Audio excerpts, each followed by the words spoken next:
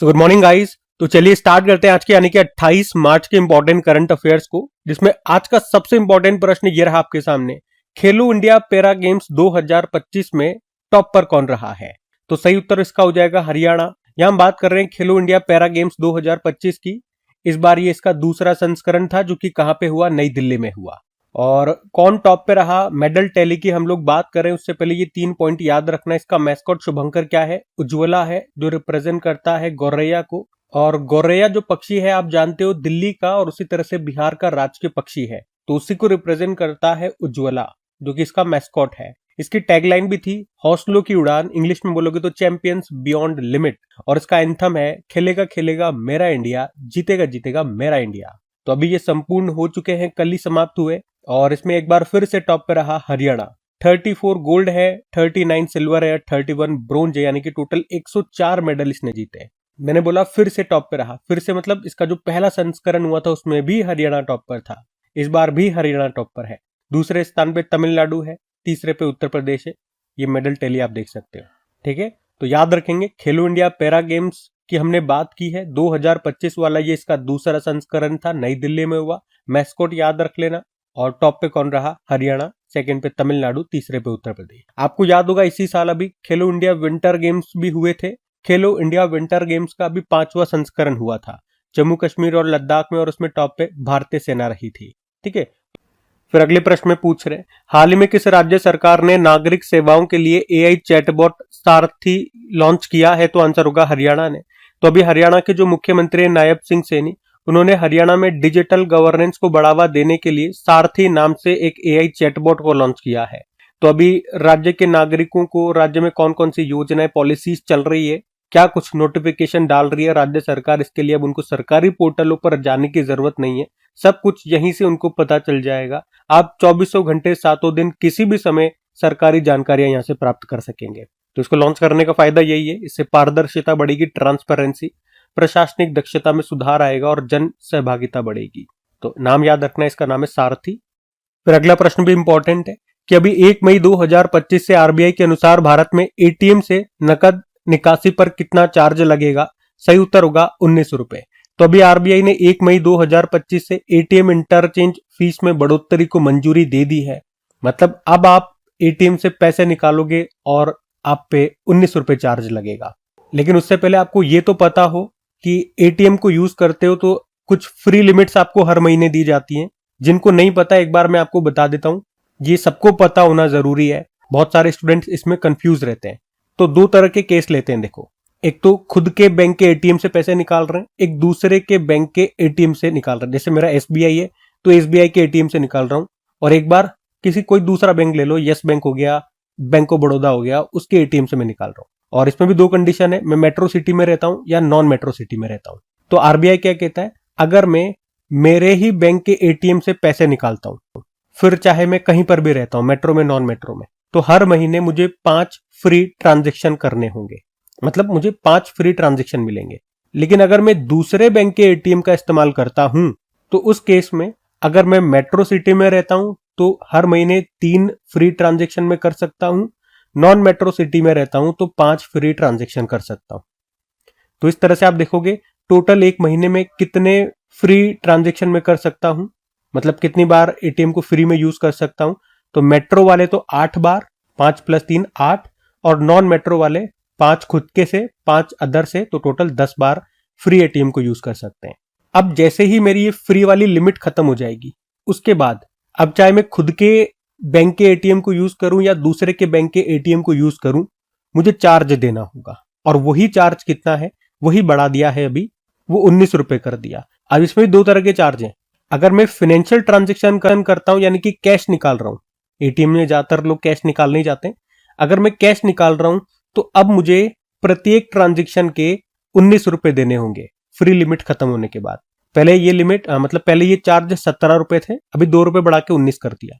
और उसी तरह से अगर मैं नॉन फाइनेंशियल ट्रांजेक्शन करता हूं, जिसमें मैं कैश तो नहीं निकाल रहा हूं लेकिन और काम कर रहा हूं, जैसे कि बैलेंस की जानकारी ले रहा हूं, मिनी स्टेटमेंट निकाल रहा हूं, तो ये सब आते हैं नॉन फाइनेंशियल ट्रांजेक्शन में। तो इसमें चार्ज कितने लगेंगे? अब 7 रुपए लगेंगे, पहले 6 रुपए लगा करते थे, ठीक है। तो कैश निकाल रहा हूं तो कितना? 19 रुपए लगेंगे। या बैलेंस जान रहा हूं या कुछ और कैश के अलावा कुछ और भी नॉन फाइनेंशियल ट्रांजेक्शन कर रहा हूं तो अब 7 रुपए चार्ज लगेगा। ये क्वेश्चन है हमारा। उम्मीद करता हूं बहुत आसानी से मैंने आपको समझा दिया। फ्री ट्रांजेक्शन वाला भी पॉइंट जिनका क्लियर नहीं था वो भी क्लियर हो गया होगा, और ये चार्ज वाला भी। अच्छा, ये चार्ज बढ़ाया क्यों, अगर इस पे बात करें तो जो एटीएम ऑपरेटर्स हैं उनका कहना है कि एटीएम के रख रखाव में, उसके संचालन में, ऑपरेशन में जो लागत बढ़ोतरी हो रही है, और ऐसा इसलिए हो रहा है और इसीलिए ट्रांजैक्शन फीस को बढ़ाना जरूरी है, ऐसा उन्होंने कहा। और ऐसा हो क्यों रहा है? क्योंकि ज्यादातर लोग अब डिजिटल पेमेंट करते हैं, एटीएम का बहुत कम लोग इस्तेमाल करते हैं, तो ये एक मुख्य कारण इन्होंने बताया। तो जब ज्यादा लोग एटीएम का इस्तेमाल नहीं करेंगे तो लोगों को चार्जेस नहीं देने पड़ेंगे, तो उनको चार्जेस नहीं मिलेंगे तो ऑब्वियसली बात है उनके पास पैसा कम पहुंचेगा। तो ओवरऑल यही एक बात है, पैसे बढ़ा दिए, सीधी सी बात है, याद रखने कितने बढ़ा दिए, 19 रुपए और 7 रुपए कर दिए। फिर अगले में पूछ रहे हैं, हाल ही में विश्व की सबसे अधिक मूल्य वाली स्टील निर्माता कंपनी कौन सी बन गई है? तो आंसर होगा JSW स्टील। तो सज्जन जिंदल के नेतृत्व वाली JSW स्टील ये मार्केट कैप, बाजार पूंजीकरण के हिसाब से विश्व की सबसे अधिक मूल्यवान स्टील मैन्युफैक्चरर कंपनी बन गई है। कंपनी का जो बाजार मूल्य है, मार्केट कैप है, वो $30 बिलियन को पार कर गया है। और इस मामले में इसने अमेरिका की न्यूकॉर कॉप कंपनी को पीछे छोड़ दिया। तो मार्केट कैप के हिसाब से, बाजार पूंजीकरण के हिसाब से विश्व की सबसे अधिक मूल्य वाली स्टील निर्माता कंपनी अब ये भारत की है, JSW स्टील। दूसरे स्थान पे न्यूकॉर कॉप है जो अमेरिका की है। तीसरे स्थान पे आर्सेलर मित्तल है जो कि यूरोप की है। बाकी JSW स्टील की बात करें, स्थापना होती है 1982 में, हेडक्वार्टर मुंबई में है, चेयरमैन इसके सज्जन जिंदल हैं। फिर अगले में पूछ रहे हैं, अभी हाल ही में विश्व रंगमंच दिवस ये कब मनाया गया? तो आंसर होगा 27 मार्च को। वर्ल्ड थिएटर डे बोलते हैं अंग्रेजी में, 27 मार्च को मनाया जाता है। और किसके द्वारा मनाया जाता है? अंतरराष्ट्रीय रंगमंच संस्थान, इंटरनेशनल थिएटर इंस्टीट्यूट के द्वारा। मनाने का उद्देश्य रंगमंच के महत्व को उजागर करना और कलाकारों को प्रोत्साहित करना। आप जानते हो भारत का सबसे बड़ा थिएटर फेस्टिवल ये कौन सा है? भारंग महोत्सव 2025 में ये नई दिल्ली में मनाया गया। लेकिन अगर आपसे पूछे धानु यात्रा महोत्सव ये कहाँ का है? उड़ीसा का है। ये विश्व का सबसे बड़ा ओपन एयर थिएटर महोत्सव है, 11 दिनों तक चलता है। ये प्रश्न एग्जाम में पूछा जा चुका है, तो स्पेशली इसको याद रखना। तो इस बार हमने पढ़ा वर्ल्ड थिएटर डे 27 मार्च को होता है। फिर अगले में पूछ रहे, अगला भी अच्छा प्रश्न है कि अभी भारत सरकार के अनुसार पिछले 10 सालों में सर्वाधिक वन भूमि को विकास और गैर वन उपयोग के लिए किस राज्य में डाइवर्ट किया गया है, या ट्रांसफर किया गया है? तो सही उत्तर हो जाएगा मध्य प्रदेश। इसको समझते हैं हम। तो एक तो आपको याद है हमारे पर्यावरण मंत्री कौन है? भूपेंद्र यादव। अभी उन्होंने ही बताया कि पिछले 10 सालों में, यानी कि 2014-15 से लेके 2023-24 तक हमने 1734 किलोमीटर स्क्वायर वन भूमि को विकास और गैर वन उपयोग में बदल दिया है। गैर वन उपयोग मतलब हो गया जैसे कि परिवहन में या खनन वगैरह में हमने उस भूमि को बदल दिया है। कितना एरिया बताया इन्होंने, कितना वन क्षेत्र? 1734 किलोमीटर स्क्वायर। और इसमें सबसे ज्यादा ऐसा कहां पर हुआ? तो मध्य प्रदेश में हुआ है। लगभग 350 किलोमीटर स्क्वायर की जो वन भूमि है उसको इन्होंने विकास और गैर वन उपयोग में बदल दिया है। फिर दूसरे स्थान पे उड़ीसा है, तीसरे पे तेलंगाना है। तो ये आपको ध्यान रखना है। अच्छा, इसी से एक पॉइंट आपको याद दिलाऊं, बहुत बार मैंने आपको रिवाइज भी कराया है। अभी हमारी Indian forest survey report, Bharat की वन स्थिति रिपोर्ट आई थी। इस बार इसका 18वां संस्करण था। ये हर 2-2 साल में आती है। पहली बार कब आई थी? 1987 में। कौन लेकर के आता है, कौन जारी करता है? वन अनुसंधान संस्थान, देहरादून, उत्तराखंड में आपको मिलेगा। तो अभी इस रिपोर्ट में क्या बताया था? बताया था कि भारत में टोटल वन और वृक्ष क्षेत्र कितना है? तो डेटा में भी याद रखना, 8,27,357 किलोमीटर स्क्वायर है। परसेंटेज वाइज बात करोगे तो भारत के कुल क्षेत्र का ये 25.17% है। ठीक है। उसके अलावा 3 पॉइंट याद रखना, सबसे ज्यादा जो फॉरेस्ट एरिया है वो कहां पर मिलेगा? मध्य प्रदेश में। प्रतिशत में सबसे ज्यादा परसेंटेज वाइज कहां पर मिलेगा? लक्षद्वीप में। और सबसे ज्यादा ग्रोथ फॉरेस्ट की कहां पे देखी गई है? छत्तीसगढ़ में देखी गई है। ठीक है, ये याद रखना। फिर अगले में पूछ रहे हैं, ये भी अच्छा प्रश्न है कि अभी चर्चा में रहा देश का पहला त्रिभुवन सहकारी विश्वविद्यालय कहां पर शुरू होगा या कहां पर स्थापित होगा? तो आंसर होगा गुजरात में। तो अभी भारत का पहला सहकारी विश्वविद्यालय को स्थापित करने के लिए लोकसभा में एक विधेयक, एक बिल पेश किया गया।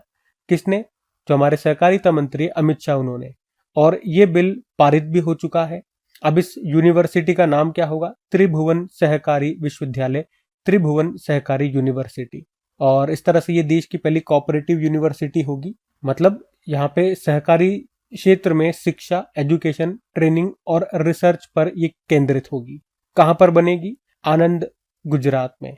और इस यूनिवर्सिटी का जो नाम है ना, वो अमूल कंपनी के जो संस्थापक थे त्रिभुवन भाई पटेल, उन्हीं के नाम पे रखा गया है।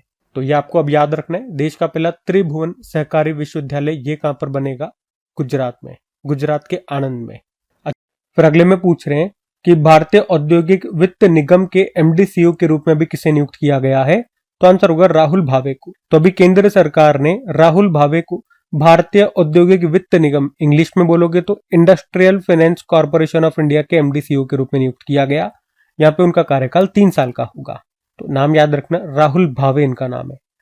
फिर अगले में पूछ रहे हैं कि अभी उत्तर प्रदेश सरकार ने किस शहर में डॉल्फिन सफारी बनाने की घोषणा की है? तो आंसर होगा वाराणसी। तो अभी उत्तर प्रदेश सरकार ने वाराणसी में डॉल्फिन सफारी बनाने की घोषणा की है। ये सफारी वाराणसी जनपद के केथी से ढकवा गांव के बीच में बनेगी। और आपको बता दूं कि वाराणसी जनपद से गंगा नदी में डॉल्फिन के संरक्षण के लिए उत्तर प्रदेश सरकार ने डॉल्फिन मित्र की नियुक्ति भी कर रखी है। तो अभी तो सिंपल सा याद रखना है कि उत्तर प्रदेश सरकार ये किस शहर में डॉल्फिन सफारी बनाएगी? वाराणसी में। फिर अगले में पूछ रहे, हाल ही में बी सुमित रेड्डी ने किस खेल से संन्यास की घोषणा कर दी है? तो आंसर होगा बैडमिंटन। तो अभी बी सुमित रेड्डी, जो कि एक भारतीय बैडमिंटन प्लेयर है, जिन्हें मेंस डबल और मिक्स्ड डबल इवेंट में उनके असाधारण प्रदर्शन के लिए जाना जाता है, पर अभी उन्होंने संन्यास की घोषणा कर दी है। क्यों? ताकि वो खुद को पूरी तरह से कोचिंग के लिए समर्पित कर सके। मतलब इनकी एक कोचिंग है, कोचिंग चलाते इनकी एक अकेडमी है। तो अब वहां पे ये बच्चों को ट्रेन करेंगे, जो कि हैदराबाद में है। और ये अपने जीवन में मतलब टॉप कितनी रैंक तक पहुंच चुके हैं? तो वर्ल्ड रैंकिंग में ये 17वें स्थान तक पहुंच चुके हैं। तो नाम याद रखना, बी सुमित रेड्डी, संबंध था बैडमिंटन से, संन्यास की घोषणा कर दी। अच्छा, तो कल पहला प्रश्न आपसे पूछा था, अभी न्यू डेवलपमेंट बैंक में शामिल होने की घोषणा किस देश ने की है? इंडोनेशिया। और भारत की पहली स्वदेशी एमआरआई मशीन कहां पर स्थापित की जाएगी? एम्स दिल्ली। और पहले राष्ट्रीय समुद्री खेल 2025 का आयोजन कहां पे किया जा रहा है? मुंबई। अंग्रेजी भाषा श्रेणी में साहित्य अकादमी अनुवाद पुरस्कार 2024 के लिए किसे चुना गया? हजारों ख्वाहिशें ऐसी। और देश की पहली नाइट सफारी कहां पर शुरू होगी? उत्तर प्रदेश में, उत्तर प्रदेश के लखनऊ में। केंद्र सरकार ने एमएसएमई क्षेत्र के सूक्ष्म उद्यमों के लिए कारोबार की कितनी नई सीमा अधिसूचित की है? 10 करोड़ रुपए। भारत का पहला PSA squash copper tournament the India Open 2025 का आयोजन कहां पे किया गया? महाराष्ट्र। 7वां एक्ट ईस्ट बिजनेस शो 2025 कहां पर आयोजित किया गया? शिलोंग। और 1.3 फीट लंबी गिनीज वर्ल्ड रिकॉर्ड धारक दुनिया की सबसे छोटी बकरी का नाम क्या है? करुम्बी। और आखिरी प्रश्न पूछा था, अनुसंधान नेशनल रिसर्च फाउंडेशन के सीईओ कौन बन गए? डॉक्टर शिव कुमार। चलो कल का भी होमवर्क प्रश्न एक तो सेशन एंड करते हैं। तो कल आपसे पूछा था, दूसरी नाविका सागर परिक्रमा 2024 कहां पर शुरू हुई? गोवा। आप सभी ने प्रश्न का बिल्कुल सही उत्तर दिया। अब ये आज का आपका होमवर्क प्रश्न।